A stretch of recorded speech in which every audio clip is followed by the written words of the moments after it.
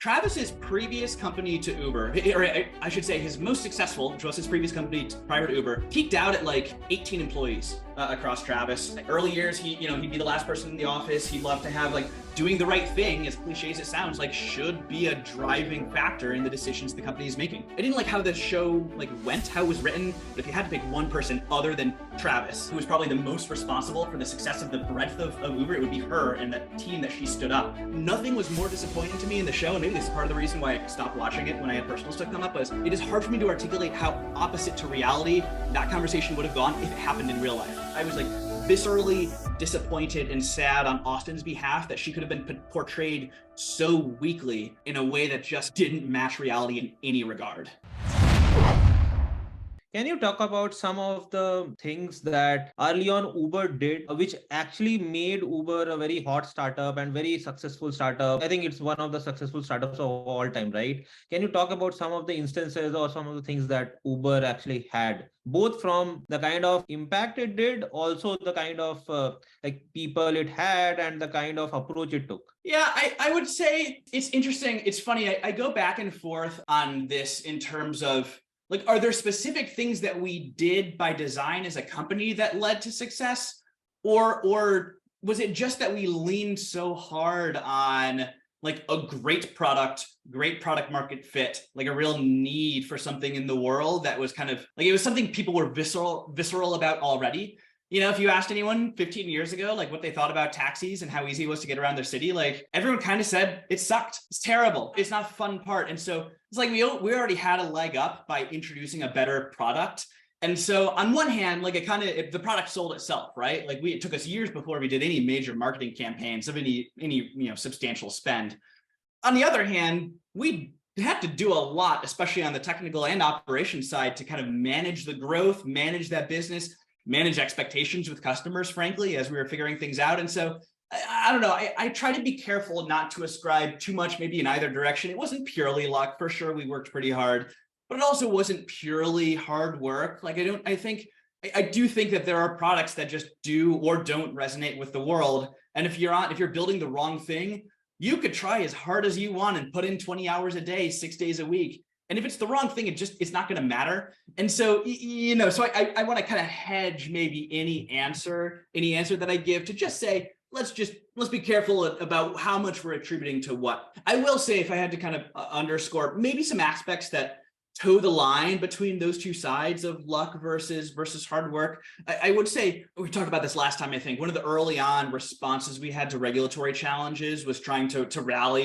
literally rally the crowd, like literally rally the riders and the drivers in the city to say, here's what's going on. This seems wrong. Like here's where to direct your ire. I do think we were uniquely good at that.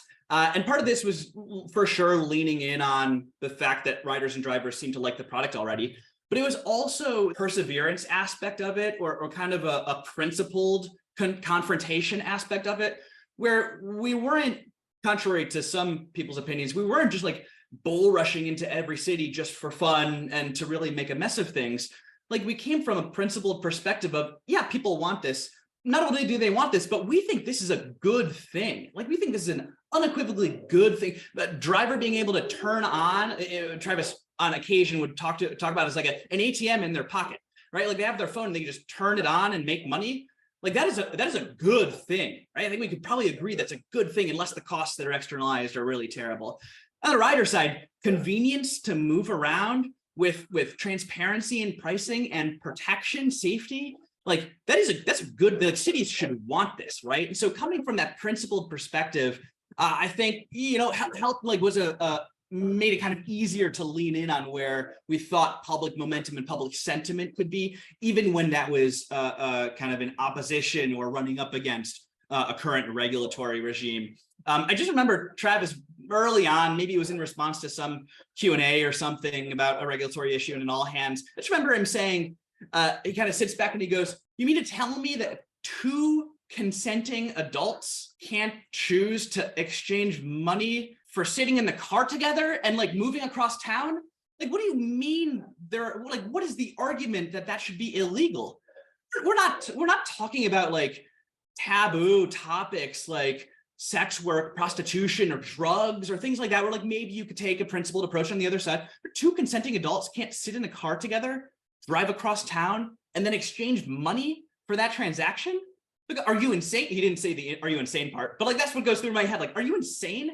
How could you argue against that as like a good thing? Like, commerce is good, right? And so I don't know. I think part of it was like, it could be rare. There aren't that many companies, especially young companies, that like really not just push back against law and policy and regulators, much less publicly, right? Like this is a backroom deal kind of thing, right? This is like you hire the person who went to college with the regulator, and then they like drink scotch and cigars in the back room and like hammer out a sweetheart deal to get your law in the books, right? And so for a regulator to be public about saying we're not allowed to do something, and then us to tend to push back, like I don't know, there was like a fun to be in, felt justified to be in, but I think just engendered a lot of trust, especially in the scenarios I think I mentioned previously, where like drivers were having cars impounded and stuff like that, where we're paying for those tickets. It's like, not only do we think this should be a thing, but we feel so strongly about this that like we'll pay your ticket, your impound tickets, because like it shouldn't be your fault that you're doing something that we feel strongly to. Like we'll put our money where our mouth is, literally. And that happened in a ton of dimensions. It wasn't even always purely in the interest of like more rides happening today, right? I remember, I might get this detail wrong, but I remember were there immigration issues under the Trump administration, I think, and we pooled money, maybe with other rideshare companies too, for like legal funds for drivers who thought they might get shipped out of the country. Like there was all kinds of tangential stuff like this where, just felt strongly about doing the right thing, which funny enough is one of the company values now under DARA. We didn't say as much. It was in other values earlier, but it was always like, it was always principled. It was principled confrontation was one of our early values. But like feeling like we're on the right side of things. I don't know. I can only assume that was kind of infectious and appealing in a way that kind of helped part of the external story. And then I think, truthfully, just on the other idea of what makes a startup hot or not, there's a fair amount of herd mentality. And so even aside from what the product is, raising a lot of money, getting to a moon shot away from crazy valuations, like there's a momentum that engenders as well. And so there was excitement, even if you didn't care deeply about, transportation within a city that we benefit from too. And so you lean on whatever you can, and then you're thankful for the rest. Yeah, that's true. I think what you're saying is very correct. Can you talk about, you have worked under Travis for a long time, right? Can you talk about how was he when he started, and then how did he evolve over time? Can you talk about some key instances where you saw some kind of traits in him, like the leadership traits, right? And how did it change over time? There must be some times where he actually like stood up for the team, or let's say the company, right? Or can you discuss about those like details about the Travis's leadership? Yeah, absolutely. And so I got a couple of examples I'll share, but first I want to caveat by setting some context. Travis's previous company to Uber, or I should say his most successful, which was his previous company prior to Uber, peaked out at like 18 employees, 16 employees, something like that. So I for sure saw a growth of that individual as he went from 6 employees when he came in full-time as CEO to 20 or less when I was hired, to it's 100 a year later, and it's 400 a year later, and it's 1,000 and 2,000, 5,000, 10,000. Like let's set the stage and say, yeah, for sure he learned a lot on the job. He had to, because for sure he had mentorship and he had advisors and all these pieces. But it's not like this was someone who's coming from a 100,000 person organization previously and dropped in on Uber. But what I'll say is, here's one of my favorite anecdotes on kind of where Travis evolved and really where the company evolved. These things happen kind of side by side. And it ties in very closely to what we were just talking about being kind of principled in one's approach and principled in how someone is interacting in the world. So I think we talked early on last time about how the original product, as a refresher for listeners, was just luxury cars. It was commercial drivers, commercial insurance. And so very on the up and up. Like there were regulatory challenges. I can't, like, they made no sense, even less sense than what we were just talking about a minute ago, because they're commercial, like they're already licensed, they're already in all of your systems, they're doing all the fingerprinting, like everything you could possibly want's already there. At the same time, or at least maybe a year or two on from that, we have a good and growing business. In San Francisco, two companies launch, Sidecar and Lyft, which was originally called Zim Rides. And they take a slightly more aggressive approach to transportation within the city, right? They say, why should you need a nice car? Why should you need commercial insurance? Why should you need a commercial driver's license? Like, what if we just literally get in a car with a stranger and then they take you wherever they're going to go? Like, great. So they start this thing up and we say, not a chance. Not a chance. Like, this is so clearly against the law. Like, we were happy to operate in a regulatory gray zone sometimes, but like this one is clearly against the law. I'm personifying the business a little bit, but this is, maybe it's coming from Travis's mouth, picture it. How could we as a business justify trying that out when we're already having so many regulatory issues with a direction of the business that we think is kind of clear as day in the law? But at the same time, like, these businesses are growing. There's limited to no enforcement. I don't know this for certain. I think we were literally like, actually, I kind of do know this for certain because Travis would say this. We're literally talking to the PUC, the Public Utilities Commission in California, which runs transport for hire. It makes no sense. I don't know why the Public Utilities runs commercial, livery transportation. But my understanding is we were talking to them like weekly, being like, you see these guys over there? Like, that's illegal, right? Can we do that? And they'd be like, no. And then it'd be like, well, like, are you going to stop them? And they'd be like, oh yeah, we'll get on it, right? And then they never did. We ended up publishing, Travis wrote and published a white paper, because that's a fun thing to do. And the white paper basically said, it kind of coined this idea of tacit approval. And it was a white paper, it was an announcement to cities across the US. And it basically said, if you allow Lyft or Sidecar to operate in your city, I think it was for 60 days, maybe 30 days or 60 days with no enforcement, we are going to assume that to be tacit approval, regardless of what the laws are on the books, and we are going to launch there. Just want you to know, we'll give them I think it was 60 days, 60-day head start. We're not launching there now because we think it's against the law. But if you don't enforce against them, obviously you don't think it's against the law, so we're going to launch. And we did that, and we rolled out in a ton of cities. It was win-win, right? Because either that encourages cities to enforce, and a competitor who's literally doing something illegal stops doing that thing that's illegal, or we are able to compete by doing this other thing that we've now decided collectively is no longer illegal. Great. Laws are fungible things the populace decides anyways. Wonderful. So that's an evolution, right? Absolutely spurred on by competition, obviously spurred on in a way that was good for the public.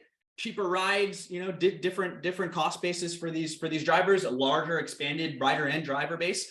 So competition, good. Yes, I know companies, like to say that, but obviously no one really likes that as a company. But like this was a good thing.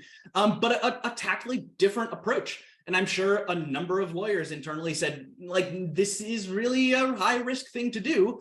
But it was important for the business. And it was a growth on Travis's part to say, you know what, maybe we should take a principled approach. And it was shortly after that he gave this phrase I gave earlier on, like, two consenting adults being able to be in a car together and exchange money for that. Like, that came out of that discussion. Like, that was the principle. He kind of sat back and like, that was the principle of it. So we can evolve into that, right? And so, and everything that flows from there. But it is interesting, I mean, certainly an individual's evolution over time is by definition where there is an intersection between their previous experience and kind of what right now demands, right? Because if you're not being pushed right now, you just always do what you did before, you don't grow. And if you don't have anything to rely on from before and you're just doing what you're doing now, like, that's not really a personal evolution, right? But you kind of saw these in a bunch of dimensions across Travis. I started earlier on the company growth thing. There are aspects of it there as well, even just from the standpoint of where he spent time and how that evolved over the years. Early years, I can't remember if I gave this anecdote last time, but early years, he'd be the last person in the office. He'd love to have like multi-hour jam sessions on a technical problem or some data science problem or like very, very engineering issues. His background is engineering, so that's where he enjoyed spending time. When these regulatory things started to pop up and like launching around different markets became a bigger thing and different products and all of these pieces, like, he spent less and less time doing the pieces that he liked to do because there were other aspects of the business that demanded his attention. I remember asking him years later, like, where would you be spending time if we didn't have these regulatory issues, it was a perfect different world. Uber was just available, no problem everywhere. Like, where would you spend time? And he brushed it off, as I do sometimes actually, and he kind of said, well, it's not a question that matters because that's not the world we live in. Like, I spend my time where I think the business needs it, and so I don't tend to spend a lot of time thinking about where I wish I was spending time. That seems like a recipe to be unhappy. But I think the answer would have been, he'd be working on these technical pieces. He'd be really in the weeds on some of the engineering parts of the problems. It was clearly where he enjoyed spending his time earlier. But you could be the CEO, and that still doesn't mean that you just get to do whatever you want to do and work on whatever you want to work on. You figure out where your time is best spent, and that also presumably evolves over time with the company based on what it needs. Nice. I clearly see how he actually evolved, and I think there's one key pattern which I found out is like, be on the right side and be bold. Don't just say it. Absolutely. It is much easier, not that it was ever easy, but it is much easier to be bold when you're on the right side of things, right? And so I know we keep coming back to hiring smart people, listening to them, having policy, every company should have, this sounds, wow, super corporate, I'm about to say, every company should have some process and some hotline about ethical issues and violations and things that don't seem right. And that seems like corporate speak, but like for a good reason, right? Because at least if you want employees that feel an attachment to the company and have some identity tied up on it, like, you want to be in the moral high ground. You want to be justified in the actions that you're taking. And so doing the right thing, as cliche as it sounds, like, should be a driving factor in the decisions the company is making. That's true. Can you talk about like some of the epic leaders that you have worked with in your journey? Like, Uber has seen a lot of great leaders come in and go, like, at different levels, right? Can you talk about some of them and like some of the instances that they actually, like, how did they behave in those circumstances that stood out for you, and they actually showed their leadership skills on those fronts? Yeah, there's a bunch of, I'll say first, I think there are a lot of different ways that someone can be an excellent leader. Like that just as a persona, like, shows up in a lot of different ways. As an example, I think Travis was an excellent leader. He was the kind of leader whose like leadership comes from being visible, having opinions, expressing them, having these justifications we were just talking about, and like letting everything flow from that. I have had other leaders, maybe I won't name explicitly, that seems a little unfair, but I've had other leaders who have much more, like, their strength as a leader and their power on the organization and their guidance was much more like soft leadership, I think is the term that tended to be used. Maybe they literally don't even speak in every organization all hands. Maybe they don't speak in any of them, right? But if their power to craft a cohesive org comes from finding the right talent, being ahead of what issues are coming up, figuring out the right escalation path as there's friction with other teams, like, there can be immense power and skills that never show up in front of a full audience, but can be felt much more individually. Maybe my previous example, actually, of going to dinner, like being given dinner with my wife, like, that's a fantastic example of this, because like, there was no scenario, at least as far as I know, where he announced to the team that, like, this is something he did, and this is something that Uber felt strongly about and paid for. I had that experience, and I assume since I had that experience that he was taking a similar tactic with other individuals. And so there's just a soft influence, a soft experience here that I think can pay equal dividends kind of in the efficacy of an organization.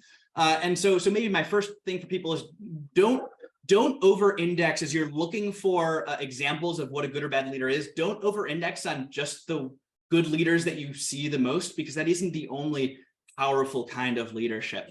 It can come in several different forms. Maybe another example, a little bit more tactically, on just we were talking about team feel and kind of culture and stuff. I had a really powerful leader who was not very senior, is just my kind of direct manager a number of years ago. And one of the things that guided, just one of his like management philosophies, guided almost everything he did, that I think felt strongly and came up once when we were talking, but again, was not something that was like ever announced in an all hands or something, is one of his like guiding principles as a manager is that he believed any individual on the team, any employee under him's time on that team was temporary. And I was like, well, that's a weird thing to key in on. Like, how, oh, life is so transient, like how depressing. And he's like, well, no, because it helps me, because I got someone, every person who came to me came from another team. And if I know they're going to another team someday, that helps me prioritize their career, their success, the projects they work on, the things they get to do, the things they're going to learn, the way that I can lead them, what I can expose them to. And then at the end of the day, when they find that next team, they find the next opportunity, because our work is somewhat static on this thing. And he says, when they grow beyond that, then I can be excited for them doing the next thing. And I can feel good about having provided them a foundation to then grow on in their career in a way that I can't offer them on this team anymore. I was awestruck by it, because like that is just not, like, it's not how anyone talks about growing a team, right? You talk about cliche bad managers who are empire building, and they try to keep everyone in their org, and they're just trying to grow headcount. And for this person to say, I want people to leave, I want people to leave my team eventually, I want to prepare them for that. It was just like soft leadership skills that I've thought about that forever. I'm not a manager, but I have tried to embody that same thing even on my one-on-ones and my mentorship of individuals. Like, how can I be preparing you not just for what is in front of you on the roadmap in the next couple of months and quarters, but not even maybe just for what you think your career might look like next, but just for being more open to whatever opportunity could come before you, even if that means changing teams, changing companies, leaving our engagement. Like, how can I prepare you for that as best I can? Yeah, that's a great viewpoint, by the way. Can you talk about, like, I think there was a Netflix series which came up, right? Super Pumped, and there are a lot of like media. I would say Uber is covered a lot in media, right? Can you talk about some of the things that are misrepresented, or let's say exaggerated in certain ways, because you have seen it from inside, right? Can you talk about some of the instances that are talked more than what it should have? Sure. I feel like I'm caveating every answer I give you, but I'll give you another caveat. I only watched half of the show. I wanted to watch all of it, and I was actually doing a session internally at Uber where it came out on a Sunday or a Monday, but every Wednesday I would do just like an open hour Q&A where people could come in and kind of ask, what happened to this episode? Was this true? Was this not? But halfway through the series, my grandfather died, and I went home, funeral, stuff like that. And I was a little depressed for a while and took some time off. And so I lost the thread, and I didn't come back to it just for personal reasons there. But from what I saw from the first couple episodes, I think I saw the first 3 or 4. My overall impressions were kind of two minds. First of all, as a piece of, just as a show, if I could, even just try to watch it without any preconceived notions or any backward, any knowledge background. I didn't love it. I didn't love it as much as I thought I was going to. I love Billions, and it's the same producers or writers, I think producers, but I didn't like how the show went, how it was written. I thought the voiceover was weird. I didn't like the cartoon text. I just thought, maybe this is still my bias about knowing the topic, but I just thought it was a little bit more serious than the show kind of portrayed it with some of these artistic decisions. Anyways, that aside, some scenes were great. Some things were very accurate. Some things were very much not. Some things I didn't have direct knowledge of, but seemed plausible for the time. As a specific example, actually, I was talking earlier about this white paper and kind of this principled approach around, well, if you're not going to enforce on lift and sidecar, we want to do that too. There, I think it might be in either the first or second episode, there's a discussion with kind of the local regulator in San Francisco. And it struck these principled notes around how this product was good and how people are choosing to use it and how driver income is a good thing. This is a good thing for the city. How can you not be in love with this idea? And it's that was probably the most visceral reaction I had positively to the show. It was yes, this is finally someone is telling this story and looks strong doing it. And it was great. So some parts of that to really bring to life some of these pieces that I think people maybe know in the back of their mind, but doesn't resonate as much as seeing it on TV. I think it was the beginning of the second episode, maybe the beginning of the third episode, when a driver gets impounded. I think this was the DC anecdote we talked about last time. A driver's car gets impounded and the regulators are coming down hard on the drivers. I was kind of welling up a little bit. My wife's crying. She felt strongly about this. She was involved in Uber early on too. And so it was so powerful because it was a story that I had known forever and I felt strongly about it early on, but to see it portrayed, and my thought was finally people will understand, people will see this and will understand what we were doing and what we were fighting for. I don't know if that ended up happening, but that was I could not have been happier for some of those scenes to go like that. On the other hand, there were some things that were way off base. As a specific example, maybe one of my biggest critiques just from what I saw in the first half was I think that they really missed the mark on a lot of the characters, who were indicative of real people. There was a lot of playing into cliches of individuals and roles in a company that I think sometimes like missed the mark in the polar opposite. As a specific example, the character in the show that is Austin Geit, who in reality was Uber's first operations hire. She was one of the people who was interviewing as I was leaving my internship. She has a fantastic story, personal story, and then growth at Uber. She started coming in, again, was the first ops person. She did both driver and rider side of San Francisco, ended up had hired two people. We thought originally under her that would be like one role, one person could do both of those as a city, in a city as it grew.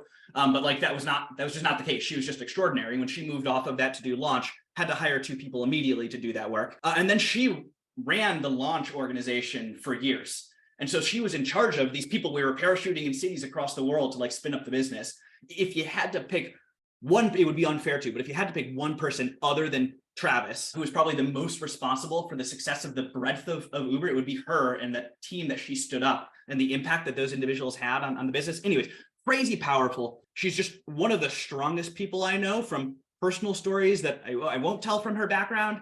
She's very similar to Travis in that she's kind of a passionate individual to work with, principled, and just an incredibly strong individual who just doesn't put up with shit.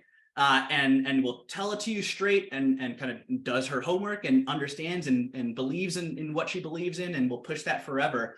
And so nothing was more disappointing to me in the show. And maybe this is part of the reason why I stopped watching it when I had personal stuff come up, was in the scenario where sexual harassment is first raised as an issue, and the Susan Fowler character, I don't know if this is true or not, if this interaction happened, but in the show, the Susan Fowler character mentions the situation to Austin, and the Austin character is basically like, well, sorry, that's just how it goes sometimes, like brush it off. Like that is, it is hard for me to articulate how opposite to reality that conversation would have gone if it happened in real life. I'm confident it didn't, because I think if that situation happened, if that conversation happened in real life, my guess is that Austin would have walked over to that other engineer and decked them in the office. And then that would have been the last we ever heard of it.